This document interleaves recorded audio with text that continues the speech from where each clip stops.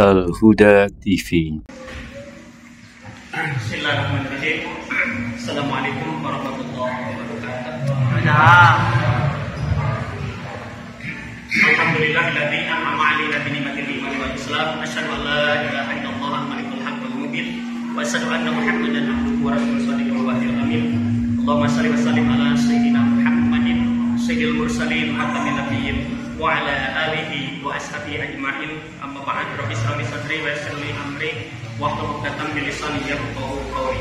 Wa qala ta'ala fil Qur'anil karim wa ashatul qabilin. A'udzu billahi minasy syaithanir rajim. Bismillahirrahmanirrahim. Sahru Ramadan alladzi unzila fihil Qur'an hudal linnas wa bayyinatin minal huda wal furqan. Al-ayat. Puji dan syukur marilah kita panjatkan kehadirat Allah Subhanahu wa taala atas limpah rahmat dan karunia-Nya sehingga pada malam ini kita bisa hadir bersama-sama di tempat ini sekaligus bersilaturahim dalam rangka Qiyam Ramadan. Dan alhamdulillah pada malam ini kita di sini, kami Ibu Camat dari kelurahan, dari MUI bisa bersilaturahim dengan bapak-bapak di sini. Mudah-mudahan silaturahim ini bisa menambah tali persaudaraan kita di antara yang hadir pada malam ini. Amin ya rabbal alamin. Salam salam kita curahkan kepada panutan alam Nabi besar Muhammad sallallahu alaihi wasallam, kepada keluarganya, para sahabatnya, para tabi'in, tabi'ut tabi'in, dan kepada kita semua yang mengikuti dan mengamalkan ajaran sampai hari ini. Bapak Ibu yang dirahmati Allah Subhanahu wa taala, media ketakwaan yang paling baik dan paling sempurna Allah hadirkan di bulan Ramadan tahun ini. Ramadan ini disebut juga dengan Syahrul Tarbiyah, artinya bulan pendidikan bagi kaum muslimin wal muslimat. Maka bisa ibu bapak perhatikan, bisa bapak ibu tengok bagaimana denyut peribadahan di bulan suci Ramadan ini, baik yang mahdoh ataupun ghair mahdoh, begitu terasa indah. Ada keseimbangan dalam menjalankan ibadah. Coba ibadah mahdohnya bapak ibu sekalian, ini sehubungan detaknya bulan suci Ramadan ini, masjid pada penuh, kompak, baik itu melaksanakan sholat wajibnya ataupun sholat sunnahnya seperti pada malam ini sholat tarawih. Kemudian baca Al-Qur'annya, kemudian sedekahnya. Seperti inilah maka Allah hadirkan ketakwaan yang sesungguhnya. Allah hadirkan dengan media bulan suci Ramadan yang kita rasakan bagaimana denyutnya begitu indah, terasa indah yang kita rasakan pada bulan suci Ramadan, terutama tahun ini. Ibadah mahdohnya, ibadah ghair mahdohnya sangat luar biasa, sangat benar-benar berdenyut. Kita bisa merasakan kebahagiaan yang hadir dalam hati kita. Ya, jadi ibadah ghair mahdoh pun berjalan seiring dengan keserasian dengan ibadah mahdohnya. Nah itulah maka kita perlu syukuri karena dengan hadirnya Ramadan ini diharapkan keimanan dan ketakwaan kita akan direkonstruksi kembali. Mungkin 11 bulan yang telah lalu kita sudah jauh melenceng. Maka Allah hadirkan Ramadan sebagai media ketakwaan yang sesungguhnya selaku umat Islam untuk menghampakan diri kita kepada Allah Subhanahu wa taala. Di dalam pelaksanaan saum Ramadan ini, ibadah yang sangat dominan kalau kita perhatikan tiada lain adalah ibadah sholat dan saum Ramadan. Ini sangat dominan. Maka ini hikmah dan manfaatnya dari pelaksanaan ibadah saum Ramadan ini hampir ada kemiripan.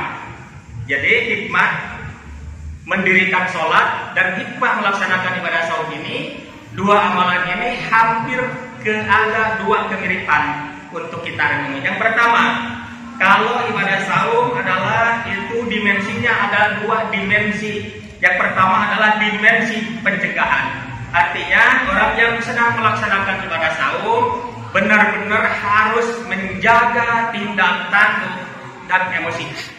Itu orang yang melaksanakan ibadah saum. Benar-benar dihadirkan ketika kita sedang menjalankan ibadah saum supaya saum kita itu sah lahirnya, sah batinnya, maka benar-benar saum kita harus kita jaga. Maka Rasulullah mengingatkan kepada kita semua bahwa asyamu junnatun. Siam itu merupakan perisai Ketika di dunia, saum ini merupakan perisai dari tindakan-tindakan buruk, tindakan-tindakan tercela. Maka orang yang sedang melaksanakan ibadah saum itu seikhtiarnya, sepantasnya pandangan kita, pendengaran kita, lisan kita harus diikutkan saum. Ketika kita sedang menjalani ibadah saum, maka Rasulullah mengingatkan kepada kita, kam min shaimin laisa lahu min siyamihi ilal jumu wal atas. Betapa banyak orang yang melaksanakan ibadah saum, tetapi dia hanya mendapatkan lapar dan haus saja. Karena itu, punya pandangan, punya pendengaran, punya lisan, punya kaki, punya tangan, dan lain sebagainya. Disimpulkan dalam panca indera itu tidak diikutkan saum. Maka itu, kalau seperti itu, kita melaksanakan ibadah saum, tetapi masih bermaksiat pendengarannya, lisannya, matanya, itu saumnya sia-sia, saumnya sah, tetapi tidak berpahala di sisi Allah Subhanahu wa Ta'ala. Maka kita harus benar-benar ketika menjalankan ibadah saum, jaga panca indera kita, ikutkan panca indera kita, disaumkan panca indera kita, insya Allah saumnya akan sah dan kita akan berpahala di sisi Allah Subhanahu wa Ta'ala. Kemudian yang kedua, dimensi yang kedua dalam menjalankan ibadah saum adalah tindakan perbuatan. Jadi harus benar-benar dijaga orang yang sedang melaksanakan ibadah saum. Tindakannya, ucapannya, perilakunya harus benar-benar kita jaga ketika kita sedang saum. Mengapa?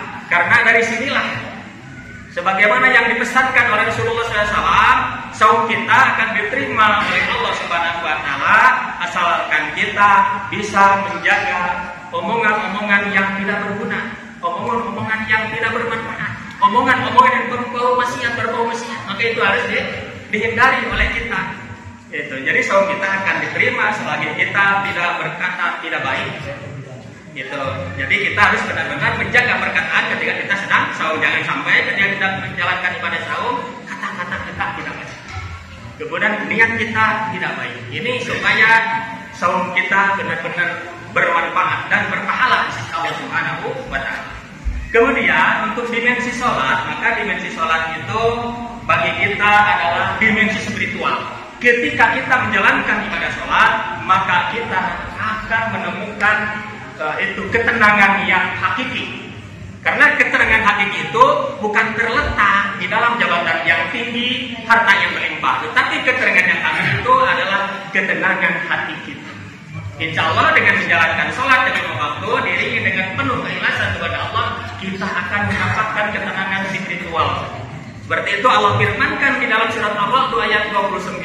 Allah bizikrillah tatma'innul qulub. Ingatlah, hanya dengan mengingat Allah, hati kita akan menjadi tentram. Insya Allah ketika kita sering melaksanakan ibadah sholat dengan penuh keikhlasan, maka Allah akan memberikan ketenangan batiniah yang hakiki, Allah berikan kepada kita. Kemudian yang kedua, kita melaksanakan ibadah saum ini adalah ada dimensi sosialnya. Dimensi sosialnya. Ketika kita melaksanakan ibadah saum, itu dilatih oleh Allah bagaimana mengolah diri kita supaya kita punya kepedulian yang tinggi, terutama kepada saudara-saudara kita yang kebetulan ekonominya di bawah kita.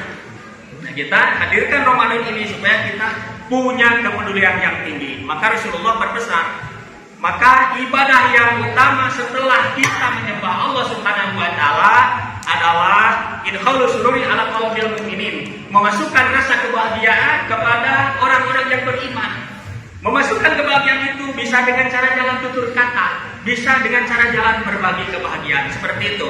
Jadi ketika melaksanakan ibadah saum, maka akan dimunculkan kita ada rasa kepekaan sosial yang tinggi, hadirkan dalam menjalani ibadah saum. Kemudian yang ketiga, kita melaksanakan ibadah saum itu adalah kita akan mendapatkan rahmat dan ampunan Allah Subhanahu wa Ta'ala.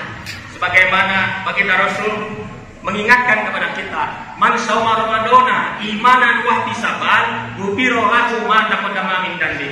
Barang siapa orang yang melaksanakan ibadah saum imanan karena iman, wa ihtisaban mengharapkan keriduan dari Allah, ghufira lahu ma taqaddama min dhanbi, maka dosanya akan diampuni oleh Allah Subhanahu wa Ta'ala. Seperti itu. Jadi ada kesamaan di dalam hikmah dan manfaat ketika kita menjalankan ibadah salat dan ibadah saum. Terutama ibadah sholat. Ibadah sholat itu adalah suatu perbuatan dan ucapan yang dimulai dengan takbiratul ihram dan diakhiri dengan salam. Maka itu dimensi sosialnya, bagaimana cara mengaplikasikan dalam kehidupan keseharian. Coba kita di akhir sholat, kita tengok kanan membaca salam. Assalamualaikum warahmatullahi ke kanan. Assalamualaikum warahmatullahi. Nah, ini dimensi sosialnya. Bahwa kita selaku umat muslim tidak ada agresi, tidak ada niat yang jelek terhadap tetangga-tetangga kita yang dekat. Maka ini harus diaplikasikan. Bahwa sholat ini harus menjadi tanda anil fahsya'i wal munkar, harus berintegral dengan perilaku keseharian kita. Baru kita akan merasakan nikmatnya sholat. Harus seperti itu. Kita praktekkan, kita buktikan dalam perilaku keseharian kita. Ketika orang yang sedang melaksanakan di akhir sholat itu tengok kanan, tengok kiri, membaca salam, berarti kita harus sanggup memberikan kenyamanan, kebaikan, terutama kepada para tetangga-tetangga yang dekat itu. Seperti itu hikmah ketika kita menjalankan ibadah saum dan ibadah sholat. Mudah-mudahan dengan dua ibadah ini yang kita jalankan pada Ramadan tahun ini diterima oleh Allah Subhanahu wa Ta'ala. Karena Ramadan ini sebagaimana yang disampaikan oleh Rasulullah SAW, bahwa saum Ramadan dan membaca Al-Quran, dua amalan ini akan menerangi di dua kegelapan, yaitu yang pertama kegelapan kubur, yang kedua kegelapan akhirat. Insya Allah dengan kita menjalankan ibadah saum, membaca Al-Quran, karena ini lebih identik ketika menjalankan ibadah saum harus diiringi dengan banyak membaca Al-Quran. Tadi dibacakan ayatnya di dalam Al-Baqarah bahwa bulan Ramadan ini merupakan bulan turunnya Al-Quran. Identik sekali bagi kita orang yang melaksanakan ibadah saum harus dibarengi dengan banyak berinteraksi membaca Al-Quran, karena dua amalan ini akan memberikan penerangan kelak ketika kita sudah diwafatkan oleh Allah Subhanahu wa Ta'ala, yaitu terang benderang di alam kubur, terang benderang di di negeri akhirat. Kemudian kata Rasulullah pun mengingatkan lagi kepada kita supaya kita lebih bersemangat dalam menjalani ibadah saum dan membaca Al-Quran, bahwa qiraatul Quran, membaca Al-Quran dan saum Ramadan yasfa'ani lil abdi, kelak yang di akhirat akan memberikan syafaat kepada orang yang senantiasa di bulan suci Ramadan ini terus rajin berinteraksi, banyak membaca Al-Quran. Mudah-mudahan Bapak Ibu hadirin yang hadir pada malam ini kita selalu meningkatkan spiritual kita, yaitu dengan menjalani ibadah Ramadan dengan penuh kesungguhan, dan kita banyak berinteraksi, mentadaburi Al-Quran, kemudian kita amalkan dalam kehidupan keseharian. Insya Allah ini hidup kita akan semakin baik, kualitas iman kita akan semakin meningkat, amal soleh kita akan semakin baik, semakin hari semakin baik ketika kita berpedoman kepada Al-Quran sebagai pedoman hidup kita dalam menjalani hidup ini. Mungkin ini yang bisa saya sampaikan. Mohon maaf atas segala kekurangannya.